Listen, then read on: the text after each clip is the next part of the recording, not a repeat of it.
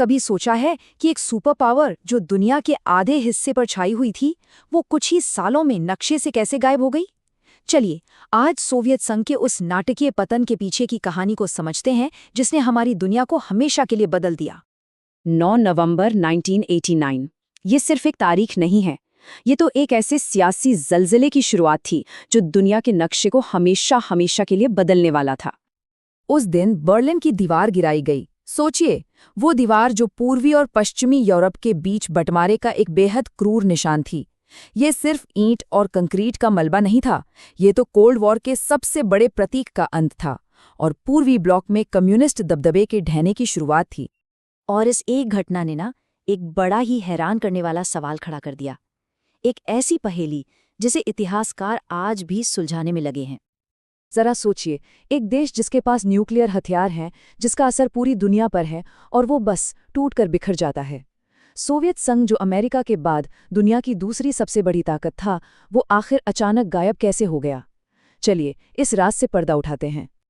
इसका जवाब ढूंढने के लिए हमें उस आयरन कर्टन के पीछे झांकना होगा और उन गहरी दरारों को समझना होगा जो सोवियत सिस्टम के अंदर दशकों से पनप रही थी। देखिए, एक तरफ था वादा और दूसरी तरफ थी हकीकत। वादा था एक ऐसे समाज का जहां सब बराबर होंगे, लेकिन सच्चाई बिल्कुल इसके उलट। आम लोगों को तो रोटी जैसी जरूरी चीजों के लिए लंबी लंबी लाइनों में खड़ा होना पड़ता था, और इकोनॉमी, वो तो जैसे थमी गई थी। और इस आर्थिक ठहराव के साथ साथ एक सियासी घुटन भी थी। मतलब कम्युनिस्ट पार्टी का जिंदगी के हर पहलू पर सख्त कंट्रोल था। न कोई डेमोक्रेसी, न बोलने की आज़ादी। सिस्टम भ्रष्टाचार और एक सुस्त सरकारी तंत्र से परेशान था, जिससे आम आदमी बिल्कुल लाचार महसूस कर रहा था। उस दौर की निराशा इस मशहूर चुटकुले में साफ दिखती है। लोग अपनी फ्रस्ट्रेशन और सिस्टम की नाकामी पर गुस्सा ऐसे ही जोक्स के जरिए निकालते थे। एक तरह से ये उनका सेंसरशिप के माहौल में अपनी आवाज उठाने का तरीका था। और फिर साल था 1985। मंच पर एक नए नेता आए, मिखाइल गोर्बाचेव। उन्होंने इस बीमार सिस्टम को ठीक करने के लिए एक बहुत बड़ा दांव खेला, लेकिन ये एक ऐसा दांव था जो आखिरकार हाथ से निकल गया। गोर्बाचेव ने 2 बड़े रिफॉर्म्स शुरू किए। एक था पेरेस्ट्रॉइका, यानी इकोनॉमी की पुनर्रचना, और दूसरा था ग्लासनोस्त, यानी खुलापन, जिसमें थोड़ी सियासी आज़ादी और लोकतंत्रीकरण की बात थी। यहाँ ये समझना जरूरी है कि गोर्बाचेव का मकसद सोवियत यूनियन को तोड़ना नहीं था, वो तो उसे बचाना चाहते थे। लेकिन हुआ क्या, जैसे ही उन्होंने सिस्टम की गिरफ्त थोड़ी ढीली की, अनजाने में ही उन्होंने ऐसी ताकतों को आज़ाद कर दिया जिनकी किसी ने कल्पना भी नहीं की थी, खासकर अलग अलग गणराज्यों में राष्ट्रवादी भावनाएं। और इसके बाद जो हुआ वो इतनी तेजी से हुआ कि सब देखते रह गए। 1988 में आज़ादी के लिए आंदोलन शुरू हुए, 89 में बर्लिन की दीवार गिरी, और बस 3 साल के अंदर दिसंबर 1991 तक सोवियत संघ का नामो निशान मिट चुका था। आखिरी कील तब ठुकी जब अगस्त 1991 में कम्युनिस्ट पार्टी के कट्टरपंथियों ने गोर्बाचेव के खिलाफ तख्ता पलट की कोशिश की। वो नाकाम तो रहे, लेकिन इसने गोर्बाचेव को बेहद कमजोर कर दिया और बोरिस येल्सिन को एक नेशनल हीरो बनाकर सीधा पावर के सेंटर में ला दिया। सोवियत संघ के टूटने के बाद का जो दौर था, वो काफी अराजक और दर्दनाक था। लाखों लोगों के लिए ये आज़ादी नहीं, बल्कि एक इकोनॉमिक कोलैप्स और एक अनिश्चित भविष्य लेकर आया।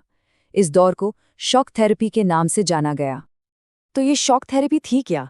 ये वर्ल्ड बैंक और IMF जैसी पश्चिमी संस्थाओं का सुझाया हुआ एक रैडिकल इकोनॉमिक मॉडल था। इसका मकसद था इन देशों को लिटरली रातों रात एक कंट्रोल्ड सोशलिस्ट इकोनॉमी से फ्री मार्केट कैपिटलिज्म में बदल देना। इस पूरे प्रोसेस को इतिहास की सबसे बड़ी गैराज सेल कहा गया, और ये नाम बिल्कुल सटीक है, क्योंकि इससे पता चलता है कि कैसे देश की कीमती इंडस्ट्रीज को बेहद सस्ते दामों पर, या कहें कौड़ियों के भाव, प्राइवेट हाथों में बेच दिया गया। और इस गैराज सेल का स्केल हैरान करने वाला था।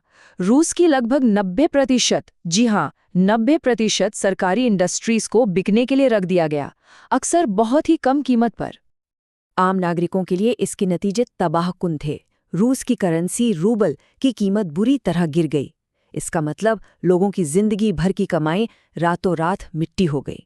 पुराना सोशल वेलफेयर सिस्टम ध्वस्त हो गया और एक पावरफुल माफिया पैदा हुआ जो इस नई इकोनॉमी को कंट्रोल करने लगा। लेकिन इसका असर सिर्फ सोवियत संघ के लोगों तक ही सीमित नहीं रहा। इस कोलैप्स ने पूरी दुनिया के नियम, पूरे ग्लोबल पावर बैलेंस को ही बदल कर रख दिया। मोटे तौर पर 3 बड़े ग्लोबल चेंजेस हुए।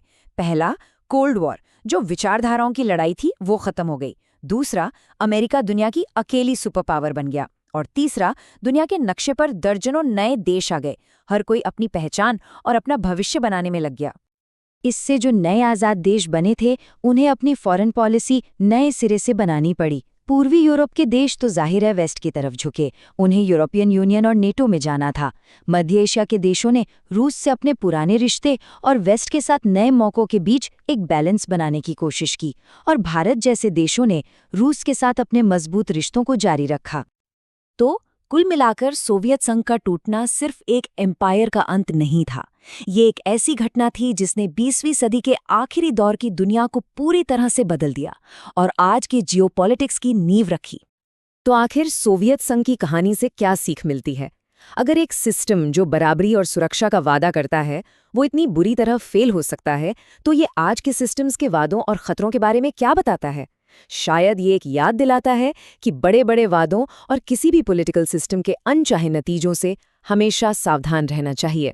हमारे साथ इस विश्लेषण में जुड़ने के लिए शुक्रिया।